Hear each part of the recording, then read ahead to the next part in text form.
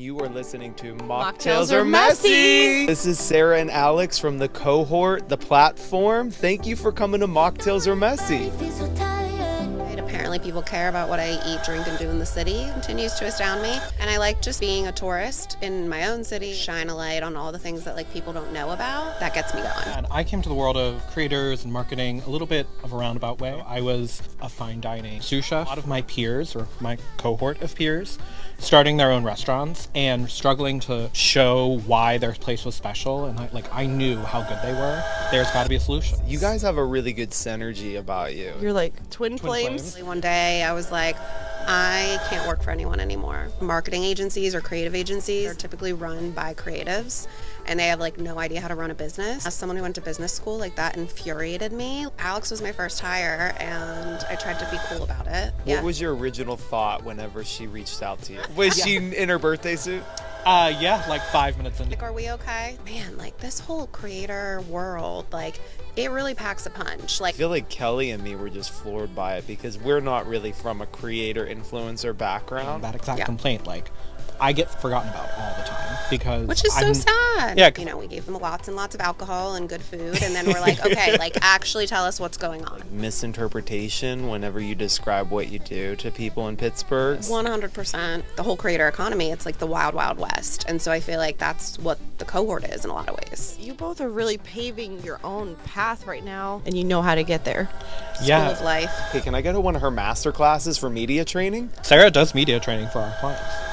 Oh, he's we want to personify local businesses on a different level like you guys. Okay, how are you going to turn yourself into a business? We always tell our clients, businesses need to think more like people, but in the creator world, it's people need to think more like businesses. People talk about creators and influencers as if they're this newfangled thing, but we all have people in our lives that we turn to for recommendations. Where should I take my mom for dinner when she's in town? With one post, completely change a business's trajectory.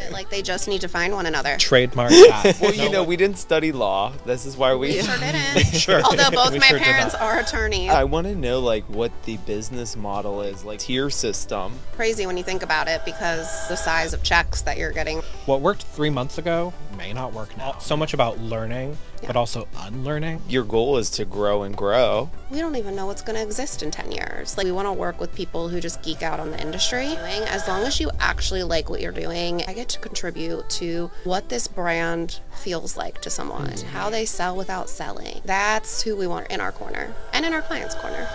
Do I like you? Can I have a conversation? It seems that as the bar is rising, you are staying ahead of it. And I did stumble upon the Pittsburgh web. I had no idea that you were the face behind it. Took me a while to accept because I just felt so guilty. Yeah. Also, I have 3 identities, and the Pittsburgh web I don't make money off of. I feel like that's the first time I've ever heard someone say they grew up in Bloomfield. Bloomfield Bridge Tavern. Oh. And we actually both okay. bartended. So everyone had DM'd me when I first started the account saying you need to go to Tesaro's, you need to get a burger Yeah. at Tesaro's. It was that situation in a movie where everyone Yeah, that is a Tesaro's thing. and I turned right back around. I felt so uncomfortable. For somebody that loves attention, it's great. I'm He's talking about himself. night just got very ratchet. I gotta take I'll be doing the mocktail version, but she'll be doing the messy. Kind of where we started. We wanted to create this normalization of drinking, but also having the non-drinkers be included in the party. Yep. You know? Whenever I've done a mocktail list on Pittsburgh Web, it's one of my top performing ones for people to be I just don't enjoy drinking. Yes. It's not that I'm pregnant. It's not that I've, struggled with alcoholism. Right. I don't like how I feel the next day, or, it makes me more anxious. In 2020, a lot of people really struggled because that's how they were coping. Well, and I think it's something that people ask for. Yes. And so businesses, if they're smart, they're listening. Yeah. People can ask for something special, and a business can deliver it because they see the demand. And we both can play well with others, but also love when you don't have to. Yeah. That's a good way to say it. Learning this new word, solitude. Yeah. Okay, I'm really tired and exhausted after work, but if you're gonna give me martinis, Yeah, Red Bull then I'll be vodka. extra. Yeah. Yeah. Exactly. Mine was not that. Mine was just me getting old. What exactly would you recommend to a niche brand that wants to be broad, wants a big audience? I have two answers. And I think one you probably won't want to hear. Every piece of content should either end. I think a lot of people forget to have that gut check. It's not fitting into one of those three buckets, you're not going to get the visibility that you want, and that's where the problem lies. This is Ryan Frankowski and Kelly Mizgorski. and you are listening to Mocktails Mocktails Are Are Messy. This is Sarah and Alex from the cohort, the platform. Thank you for coming to Mocktails Are Messy. Thanks for having us. I feel like we have known you guys forever, but it's only been 2 months. It's been a hot Yeah, second. Yes. Feels like just yesterday. I know. Let's Cheers. cheers to you guys. Thank you for getting us all together. I mean, truthfully, like, you had so many interesting speakers at the cohort platform. I know I want to say both names. I know. it- It's just the platform, but I Okay. feel like let's just stuff it all in. Yeah. It's a vibe. It's a community. It group of people. is. It's your go-tos. We're going through the same thing together. I started Sweb like 5 years ago, full service marketing firm. That is like my day job, and then Pittsburgh Web is like my other identity. I do that just for fun on the side. Apparently people care about what I eat, drink, and do in the city, which is just continues to astound me. I like to drink a lot of wine. I like an old fashioned. I like a margarita, and I like just being a tourist in my own city and other cities. So anything that like we can do in the city of Pittsburgh through Pittsburgh Web to like shine a light on all the things that like people don't know about, like that gets me going. Super cool. Yeah, that's my scoop. Yeah, and I came to the world of kind of like creators and marketing a little bit of a roundabout way. I came from the world of hospitality. So I was a fine dining sous chef for 6 years before this. I lived in DC, and then I moved back here to be closer to my family. And I just really saw a lot of my peers, or my cohort of peers, starting their own restaurants and struggling to show why their place was special. And I knew how good they were. And I just thought, there's got to be a solution. And so that was how I found Sarah. I've been with the agency for 2.5 years now.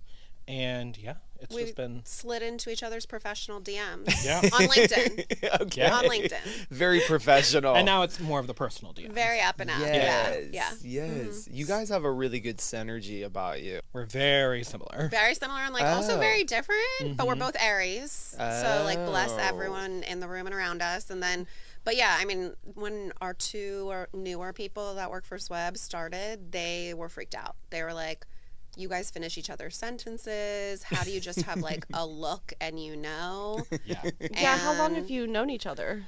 2.5 years. 2.5 years. Yeah, it'll be 3 years. Yeah, in it really September. seems like you're like twin flames. Yeah. Yeah, I like Wait, really that's feel new for I us. feel it. Our birthdays are like a week apart. Mm-hmm. And even like the personal details of our life are very similar. Like Yes. similar family backgrounds. It's wild. Yeah, so you're gonna have to give me like a rundown. How did the cohort create? Like, it was, you started out in a marketing agency independently or with a company? So Sweb is just me. Before Sweb, I was in corporate healthcare. I worked for a couple of other big agencies, and literally one day I was like, I can't work for anyone anymore. Like, the hard part about marketing agencies or creative agencies is that they're typically run by creatives, and they have like no idea how to run a business. And as someone who went to business school, like that infuriated me. Like, I feel like my brain's like 50-50. Like, I like a little bit of both sides, but I'm not good at either one. And so when I started Sweb, I was like, okay, like we can do this. Like we can make it happen. And then Alex was my first hire, and I tried to be cool about it.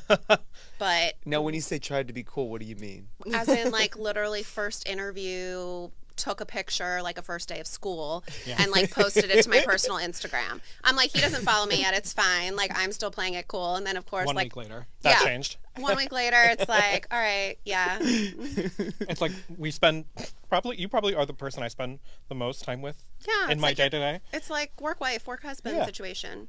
What was your original thought whenever she reached out to you? Well, I reached out to her and I was like, Oh. I am gonna impress her so much. And I was just so impressed with because I was coming right out of hospitality. I mean, I had worked at an agency right before that, and I knew that like that was kind of my only way in. Like that was going to be the only reason she responded to my DM.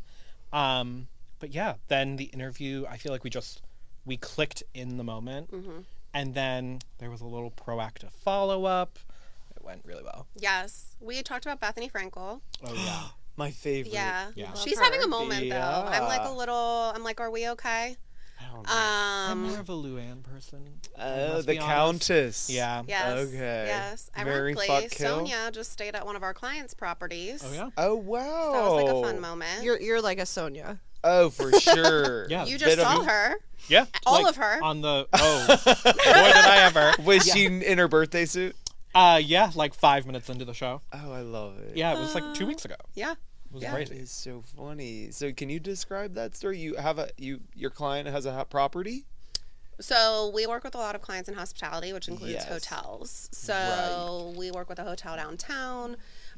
We handle like all of their influencer inquiries, and someone from the Astoria reached out and was like, hey, Sonia stayed with us. She's coming to Pittsburgh for a show. Thought of you. Can, she stay here? And we basically work with them, negotiate the terms of the contract, the rooms, all of that. And it's like that type of situation that we do for a lot of clients mixed with Pittsburgh Web that led to Alex and I talking a lot more about like, man, like this whole creator world, like it really packs a punch. Like we are seeing it firsthand from a couple of different angles.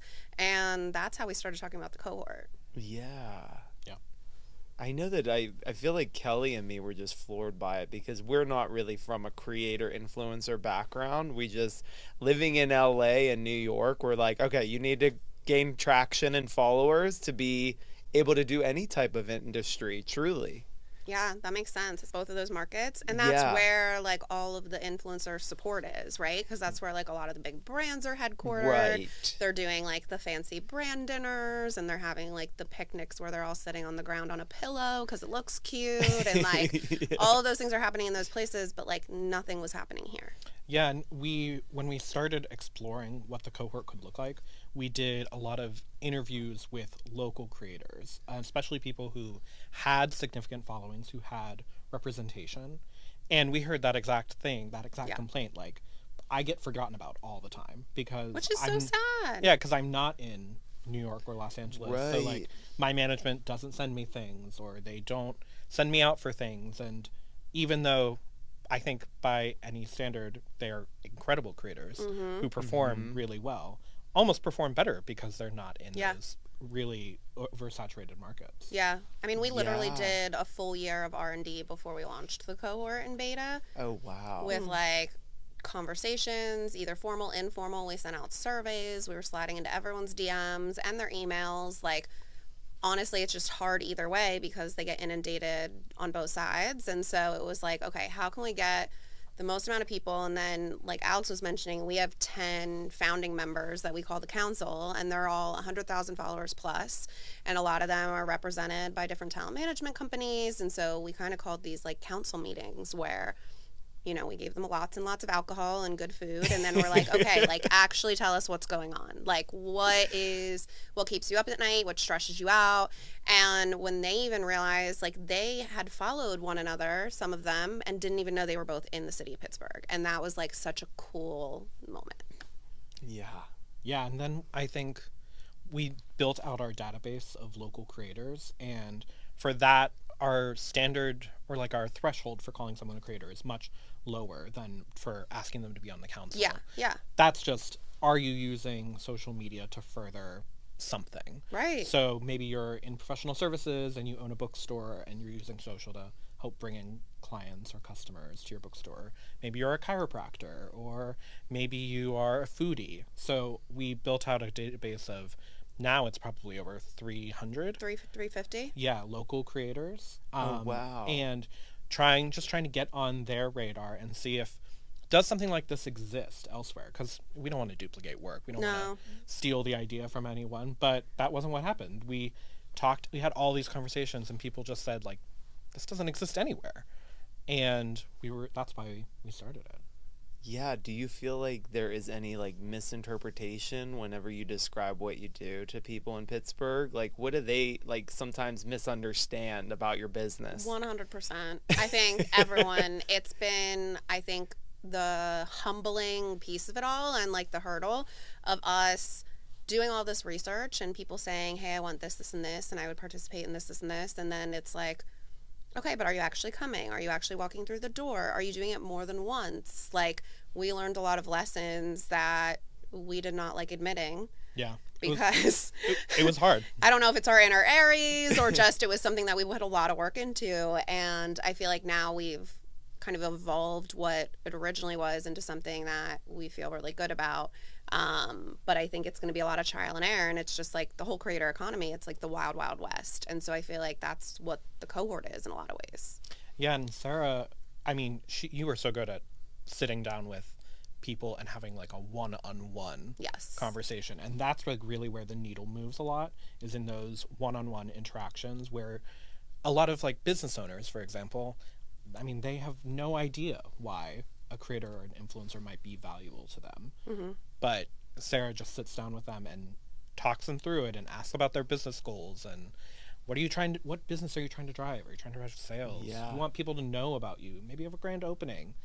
You can use a creator for that. Right. And on like a lower scale too. Yes. Really for a small business. And that's like, it's funny, I was just reading something today that like small creators and large creators are both having a moment, but anyone who's like from 50K to like 250K, like, or even 50K to like 1 million, like they're really struggling right now because brands are getting smarter. They're getting more tools at their fingertips, all of these like data and technology tools that are saying, hey, this is the effectiveness, this is what you can track. And so they either want to work with like the niche creators that have like a very highly engaged following, they're maybe in like a super specific category, or they want to work with the big guys. They're either trying to do conversion or awareness or a little bit of both. And like we just started representing some talent, doing talent management, and like we represent someone with like 100,000 followers, and they're having the hardest time right now. And it's a weird thing that's just going to keep evolving. You both are really paving your own path right now.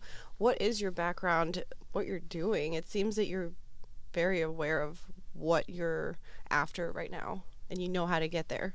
School of life. Yeah. No, Oh, yeah. Is it a fake it till you make it type of industry?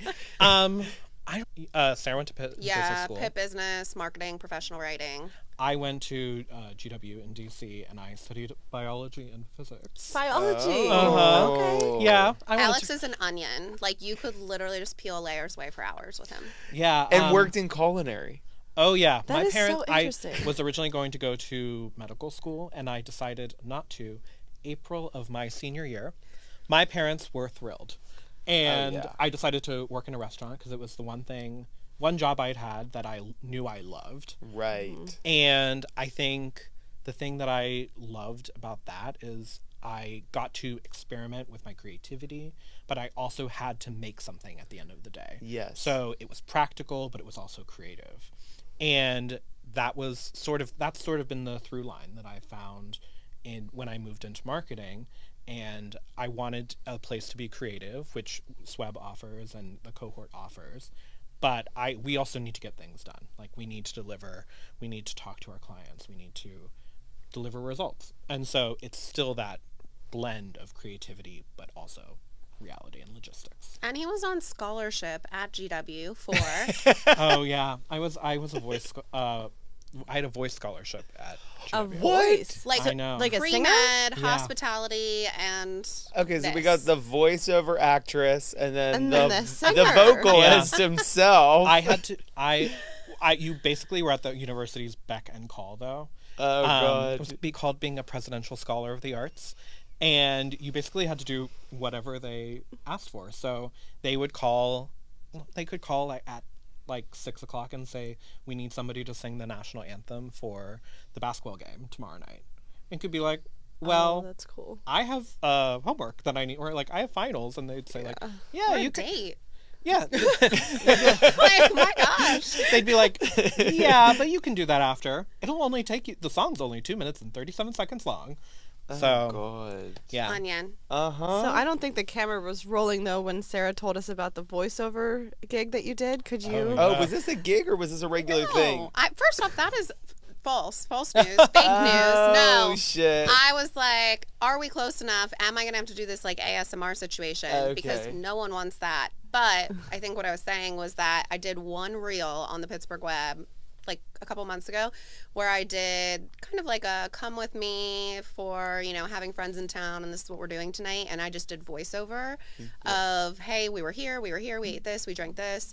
And literally the comments were like, we don't want to hear you talk. Oh my God, what? I like your voice. Okay, cool. Test and learn. Oh no, I don't We won't be believe doing that. that again. Oh my God, It's that's tough. crazy. It's tough out there. I just think of like watching all the videos of you like on like Pittsburgh Talk, and I'm sorry, I don't know if that's the right Pittsburgh web. Pittsburgh. What was the Oh, show? Talk Oh, we Pittsburgh. were on Talk Pittsburgh. Yeah, I was okay. like, you're just so engaging and like you're so like professional that I'm just like inspired and like want to be like, okay, can I go to one of her master classes for media training? Thank you. Right. Sarah does media training for our clients. Yeah. Oh, okay. Fun fact, my senior year at Pitt, did you guys have like FBLA or DECA in Oh high yeah, I school? was part of FBLA. At Okay, Penn. so the collegiate versions, Phi Beta Lambda or PBL that they had at Pitt, and Yes. they do just like an FBLA, like these national, like you start state or local, and then these national competitions in the business world, and they had all these crazy topics. And my good friend Sean and I were like, we're gonna be just literally point a finger and we're going to do that one. And we clicked on desktop publishing, which like still very unclear what that is. We ended up getting second place though nationally, but the other one we did was business presentation. What? Casual. We ended up getting second place nationally. But we did business presentation, and I will just never forget, they threw some kind of curveball at us about like the art of ballroom. And I don't even remember the context, but what I do remember is that I played it off because I had no idea what to say. And I had Sean, my friend Sean, dip me in front of the judges. And we got first place. And then he dipped me on stage. Now, is this Sean that was at the platform cohort event? No. Oh, okay. This is my dear friend. He's in Brooklyn, just living his Okay. best life. But Yeah. this is the Sean who gave me like a full-blown heart attack when he came out to me. And I thought he was professing love for me because everyone was like, you can't be best friends with a guy. And like, clearly you and Sean are in love with each other. Sean, I can't wait till you hear this. I mean, this was like 15 years ago at this point. Oh my God. But I literally was palpitating, had him go turn up the air conditioning, like started sweating because he was like, I have something, I really need to talk to you about and it's serious. And The drama. Were you shocked? no. Yeah. Yes and no. Yes I mean, I and think no, it was like yeah. one of those things where it's like I never really thought of it because And it was 15 years ago too. It's Yeah, like- yeah. But yeah, now he's been with the boyfriend that he came out to me with. They've been together ever since. They just got married officially, living in Oh my Brooklyn. God. But yeah, 15 years. something It like that. flies by. Wow, just Yeah. dated myself so hard. Oh my God. I mean, I Mm-hmm. was going to say, I don't even, we were away from Pittsburgh for 10 years and we're like, Mm-hmm. we're dating ourselves because we're like, this is the first time we're adults in the Berg. Yes. And Oh, we yeah. definitely love it. I mean, I'm happy to be back, especially with like a team and like a business like yourselves to really inspire us what we do to really take it to the next level because you know how important it is to work with influencers Yeah. within the Yeah. podcasting world. Be not about necessarily just the clout and the following. They really have like products and represent some pretty large, like organizations. Like we want to personify local businesses on a different level, like you guys, you right. know. A lot of the creators we talk to, even the large ones, so many of them, they had like a viral moment during like 2020, 2021. Yes. And they're still kind of figuring out what to do with it. And they might even have these 6 or 7 figure communities, but like we've had conversations being like, okay, like how are you going to turn yourself into a business? Like you can't just rely on these platforms and these people following you in these platforms. Like how And can these you free take products. ownership of that? Like Yeah. how can you take ownership of that community? And when we start having these conversations with people, it's like, okay, well, what do you think you could do? And we like talk about their interests and we pitch them some ideas. And I'm like, okay, well, you've bought your domain name, right? Like your URL. And they're like, what do you mean? And I'm like, www.yourhandle.com. And they don't have it, or they haven't even claimed their handle on all like YouTube or all the other platforms. Yes. And those are the things where it's like, we always tell our clients like businesses need to think more like people, but in the creator world, it's like people need to think more like businesses. And a lot of them just aren't doing that yet. And in that case, like their URL was taken and some broker was selling it for like $65,000. So It's like those are the things that like we want in the cohort to be like, we see this from like an agency standpoint, like we want to be a resource for you and help you actually like monetize what you're doing. Yeah. And I also think a lot of people talk about creators and influencers as if they're this newfangled thing. Yeah. But I mean, really, we all have people in our lives that we turn to for recommendations. And being a creator and influencer is just doing that at scale. I think about if a conversation I just had moments ago where somebody asked me like, where should we go to dinner? Where should I take my mom for dinner when she's in town? And that being able to offer a recommendation that people trust, that breaks through all of the noise, where think about how many incredible businesses there are in this city that are having a hard time because algorithms keep changing, advertising is expensive, and they're having a hard time reaching those people. And a creator with 90,000 followers can, with one post, completely change a business's trajectory and just put them on the map for a bunch of people who want to support them, and those businesses want to interact with them, but they just can't get to each other because of the way that these algorithms are shaped and how we just write complicated a they are. new romantic comedy? Like that's like serendipity, frozen hot chocolate.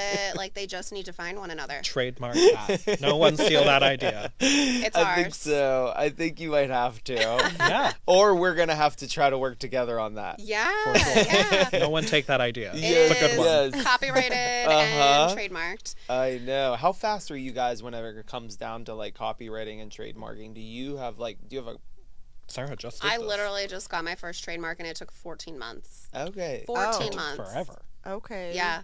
It's a whole journey. Yes. And it's expensive.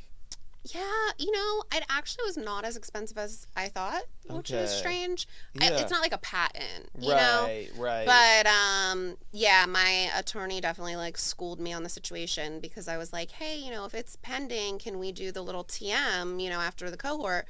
And he was like, you can do that whenever you want. And I was like, what?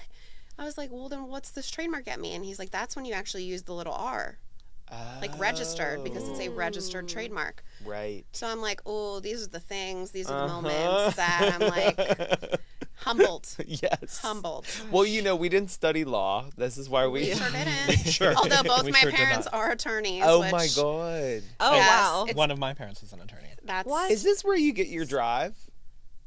I think we like sort of rev each ran other away up. from it. Well, that too. You Now, ran do you- away do from you- it, but you took the good. Yeah. Do you And use we your like parents we as rev each other up. your attorney, or do you have like a No. separate? No. Okay. God, no. No. Okay. Although ironically, my mom's law firm is one of our clients. Oh, amazing. Yes. Okay. Yes. It was honestly the hardest business I got because her partner was like, you need to come through me. I don't want any kind of nepotism. I'm not going to just hire your daughter. And Right. he interrogated the crap out of the situation. Yeah. Yeah. Oh wow. But we've kept our job for like 5 years now, so happy That's to have amazing. it. Mm-hmm. Yeah, I want to know like what the business model is. Like when you guys come up with fees, I guess it's like you have your own like tier system and what kind of hours you're putting in. It's almost like 1099 freelance type of work. Yeah, I mean, our clients ask us for W-9s. They send Yeah. us, those things as tax seasons because we're vendors, like we're partners for them, Right. which is crazy when you think about it because of the size of checks that you're getting written because we typically do 12-month retainers with our clients. Right. So it's like we think of ourselves as like an extension of their team, like another full-time staff member. And sometimes when I get those documents like every tax season, I'm like, oh, this is kind of sad. Like we're just another number. Like we're just another check they're writing. But yeah, the business side of it has been like the hardest part for me. And Alex has Yeah. dealt with me learning things and making mistakes and navigating all that. And, you know, even when you get like an accountant or an attorney or a Right. payroll company, it's like, hey, we need this and you need this and you need unemployment and workers' comp. And I'm Oh, like, God. we're not getting on ladders. Like, who's getting injured? Like, we work from home. Well, and I think so much, I think this about marketing a lot, but it's so true about doing your own thing, is that it's all so much about learning, but also unlearning. Yes. And what worked, we tell this to our clients all the time, like what worked 3 months ago may not work now. Yeah. And you have to be able to be flexible and be able to roll with the sometimes very hard punches Yes. that these platforms deliver. And Yeah. I think that's like a maxim of our lives, of like we are always learning and unlearning. Yeah, I mean, it's a blessing and curse of the industry. It changes so quickly, and it's why we have jobs, right? Like, if everything stayed Yes. stagnant, everyone would hire a full-time internal person or department and just be like, this is what we do. We've proven it works. We're going to copy-paste every year and, you know, nice little neat bow. But, I mean, the amount of times that I've been asked, like, what's the 10-year plan for Sweb? I'm like, we don't even know what's going to exist in 10 years. Like, we really Yeah. don't. Like, I can do a 5-year, and I just did. Whew, that was an exercise. But, you know, 10 years out, like, who knows what's going to be happening? We Yeah, already and have I'm robots. sure your goal is to grow and grow. Yeah, I mean, to an extent, and I think Right. trying to be like very intentional about that and Lean. keep a good culture. I think that's like, I don't want to speak for my team, but I think like the culture of Sweb and like the connection that the four of us have with each other and the support that we give one another, it's just like a good vibe check, honestly. And I want to make sure from a growth standpoint that like we keep that intact, and that has to be done, I think, very intentionally. Who are the other? Fully Oh, endorse. go ahead. Fully endorse that. Yes, you stamp of approval. Yeah. Yes. Who are the Yeah, other so Bryn and Julia, they've been with us 6 months, 8 months. Yeah. You 9 met them at the months. platform. Yes. Yes. Yeah. Okay. They're Yeah. the best, and they dealt with our very grueling interview process. And Wow. we definitely don't ask those like, so tell us about a time where, you know, et cetera, et cetera. We're kind of like, okay, like, what are you scrolling on Instagram right now? Who are your favorite creators? Like, what's a brand that you like? We like to use our time to just geek out because we really, and I think that's why we have such a good culture, is like we want to work with people who just geek out on the industry. Everything else can be taught. Like the things that we are doing, as long as you actually like what you're doing and geek out in this world, you're going to like crave the constant change and following, you know, what people are doing. But if you don't geek out in the world, it's all going to get very monotonous, and it's going to feel tactical, and it's going to feel like you're writing an email blast or you're posting something to social media. And like, we want it to feel like, oh my gosh, like I get to contribute to what this brand feels like to someone and how they sell without selling. And like, that's who we want on in our corner and in our clients' corner. Yeah. Anything can be taught. I like that. When I worked in restaurants for years, I did a lot of training of new cooks, and I would hire people who were coming out of culinary school, and some people who had never been to culinary school before, and they start at the same place. I can teach you anything about working in a kitchen. Yes. And it's so much more about the attitude that you bring. Yep. And in a kitchen, you're standing next to each other for 10 or 12 hours a day. Like, do I like you? Can I have a conversation with you and not have my eyes glaze over? Like, those are just, if not more important. Well, because like you said earlier, like we spend more time together than we do with anyone else in our lives. Yes. Like, you have to actually tolerate the person. Yeah. More than tolerate, ideally. Yeah. Well, you got something going on. It seems that as the bar is rising, you both are staying ahead of it, and your team. And kind of a funny story.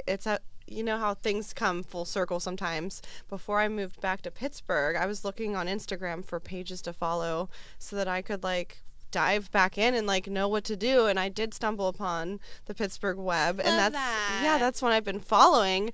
And then when I met you at the cohort, I had no idea that you were the face behind it, really, because you're not like putting your face out there, like, look at hate me. showing my face. It's when I started the Pittsburgh web, I tried to not, and then I was like, shit. People actually, they want to connect, and that's really hard for me. That's like photographers. They don't really like to, you know? Yeah. Absolutely. Our photographers, any photographer that works with me thinks that I'm being some type of way when I'm like, hey, I really don't like my picture taken. And then I have had multiple, including Jade, being like, yeah, your arm looks really awkward. Like, we need to fix that. Like, I am not just a natural in that setting. There was one time where one of them just gave up and they were like, all right, let's just move on. They're like, we don't know what to do. I was like, Oh, I can try and fix it. Group photos, fine. Like, I can do a group situation, but anything else. No, I love hearing that. And my favorite part about the Pittsburgh web is the DMs that I get from people who are like, you know, I just moved here. I felt like I didn't know anyone, and like I feel like I know you. Or, you know, hey, I want to do something really special for this person in my life's birthday. Like, do you have any recommendations? And it's definitely gotten harder to be able to respond to everyone and be intentional. And especially the businesses that reach out that want me to come in. And Do you turn down business? I've never turned down a business, but there are some that I just don't either respond to them because I get too many, or they're not a right fit. Like, I had an Indian restaurant reach out. Like, I just do not enjoy Indian food. I'm like, I wish you all the best. I'm happy to share like a special that you have into my stories. Right. But like, or I have restaurants that'll reach out that are, you know, 45 minutes from me on the other side of town. Oh, and it's no. like, I can't commit to this, but I'm adding you to my list. And like, when there's a time that I'm in your area, like, absolutely, you're now on my radar. And like, that's the best I can do. And that took me a while to like accept because I just felt so guilty. Yeah. But also, I have 3 identities, and you know, the Pittsburgh web I don't make money off of. So unfortunately, like, something has to give in terms of me like being a human and staying sane. And Well, we just appreciate you coming on the pod.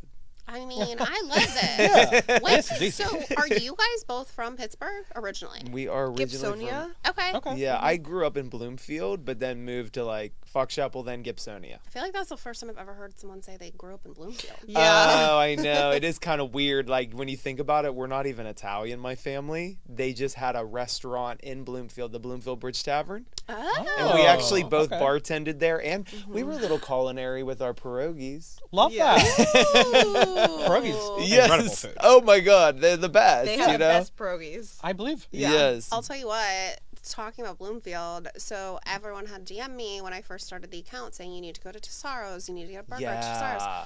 So one day I literally walked in. I'm like, this is great. We're going to do it. I walked in, and it was that situation like in a movie where everyone Yes. stopped what they were doing and stared. Yes, that is a Tesaro's thing. And I turned right back around. I felt so my gosh. uncomfortable. I was like, I cannot do this.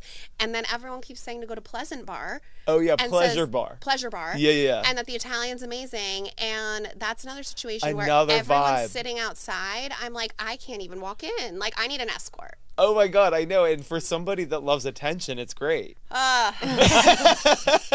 Meanwhile, I'm like, He's talking about himself. Yeah, Sarah's all like, right, you can be my "Side by escort. I did, however, meet, I owe you a dinner Okay, for coming on the perfect. pod. I did have her meet and temporarily date, aka I think I went on like 1 or 2 dates with the bar manager at Lot 17. Oh, fancy. I love oh, Lot yeah. 17. Lot 17 is probably like a hot spot for the younger crowd in Bloomfield. Oh, Did so you hear I'm that? Yeah. The younger crowd. I'm too old to go there.